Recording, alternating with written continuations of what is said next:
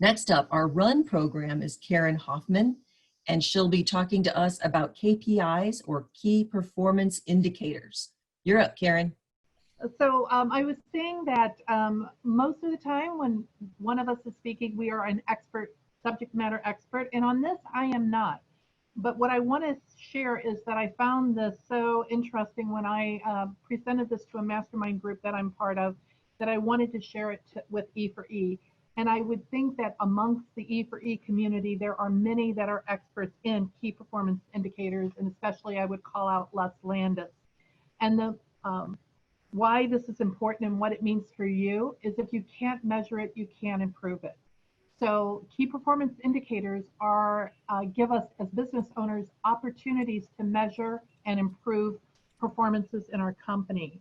And if we can go to page 2, whoever is helping me with this, since my computer is not working, we talk about what those key performance indicators, what they're doing is a company uses it to determine how well it's meeting its operational and strategic goals.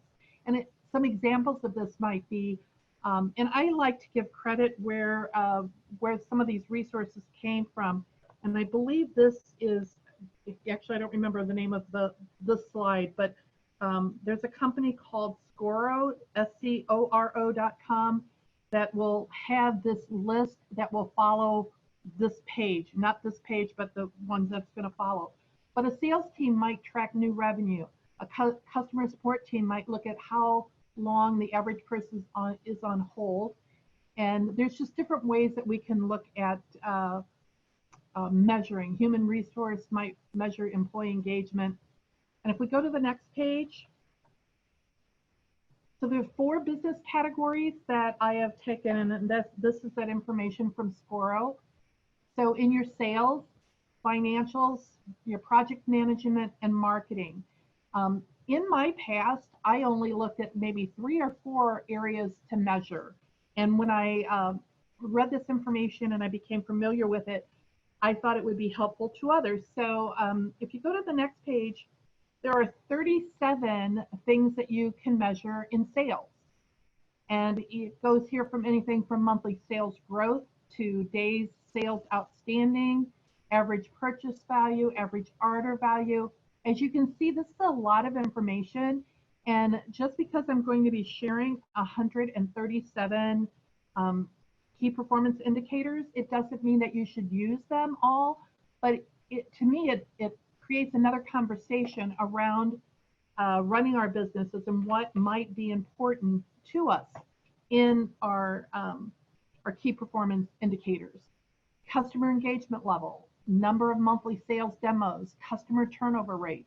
Again, you might only end up out of these 137 picking 3 or 4, but for me it begs a conversation of what is important in your company.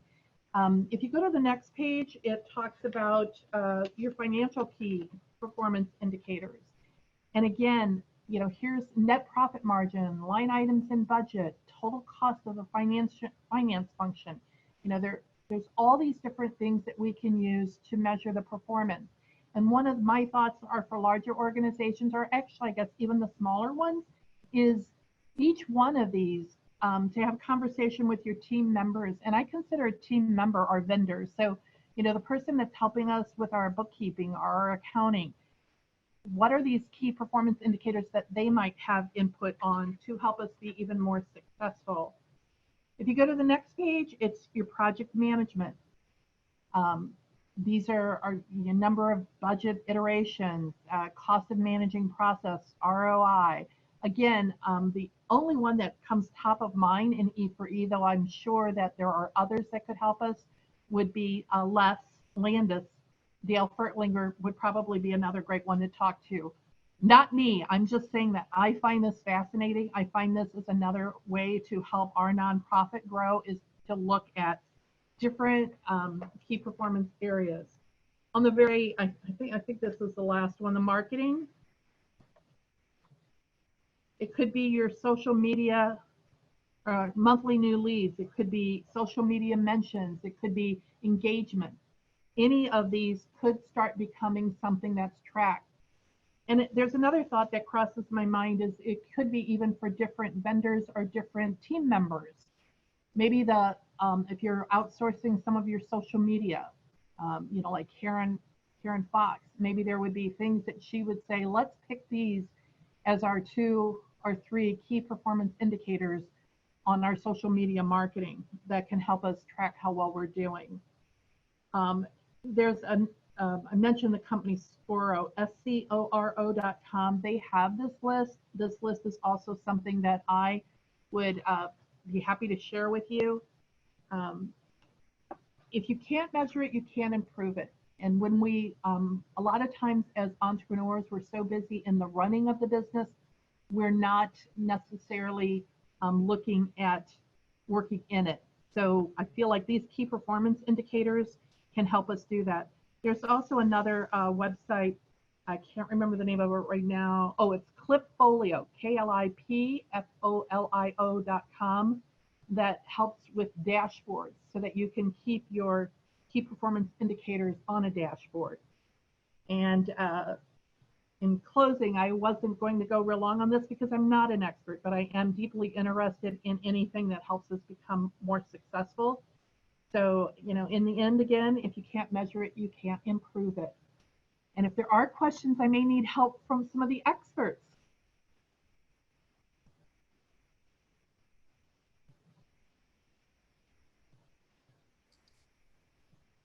Did any questions come up in the Q&A box? Will has put the information out there that I just shared. He's put it in the chat. I guess I have a question is how many knew that there were more than 3 or 4 or 10 KPIs that we could be looking at? There's probably a lot of you that did know this already, but I didn't. Karen, I've got a comment if you don't mind. Absolutely. Yeah, one of the things that I would encourage people to do is as they're selecting these key performance indicators, look for ones that create balance. So if one of them is increasing revenues, make sure that another is also increasing profitability or measuring profitability so that you're not sacrificing profits to get revenues. Or if you're trying to reduce the age of your receivables, when you're looking at days sales outstanding, also look at your customer retention rate or the number of calls that you're getting of complaints because your collection efforts overly aggressive or maybe your credit underwriting's too stringent. So just try to create a balance when you're using those. Thank you. Les has something to add as well. Les Landis. Can we unmute Les?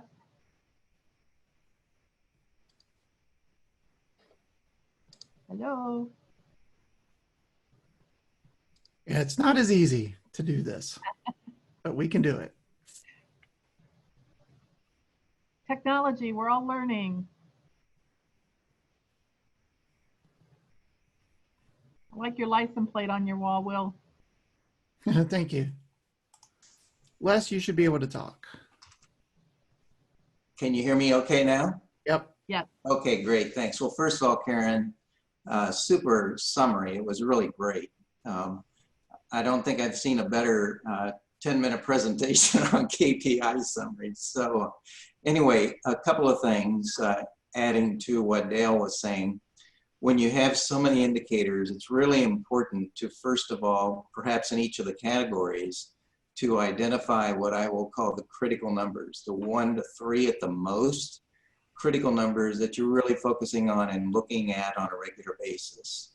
And all others really should be viewed as leading indicators at various stages along the spectrum that ultimately get to the critical numbers. Another thing, and this really relates to the point you were making about dashboards, make sure the numbers are visible and visual. Sometimes we've got tables out the wazoo with numbers all over the place, and it's very, very hard for people to really understand and track those numbers. So make sure they get converted into charts and other things that are really visual and visible. And then the last thing is, I've seen so many organizations come up with key indicators, even do great charts, but they really don't have a very rigorous process for reviewing the indicators and communicating with people who can impact the data on a regular basis.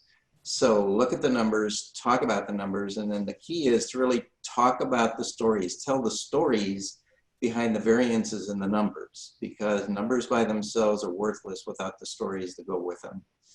So thank you again, great show. Yeah, Les, you reminded me that one of the companies, I sold one of my companies in the company that I worked for. Every Friday morning, they would send out our KPIs. And it was like a big deal to me to get into this is back in the day when you didn't really have computer access at home, and I could only go into the office to get our numbers. And because of our ranking nationally with, lots of offices, I wanted to know where we were on our KPIs. So even to have, a weekly something to keep those KPIs top of mind for the people in the company. And, I made those numbers available to my team in St. Louis. When I got in, I reviewed them for me, and then I posted them for my team.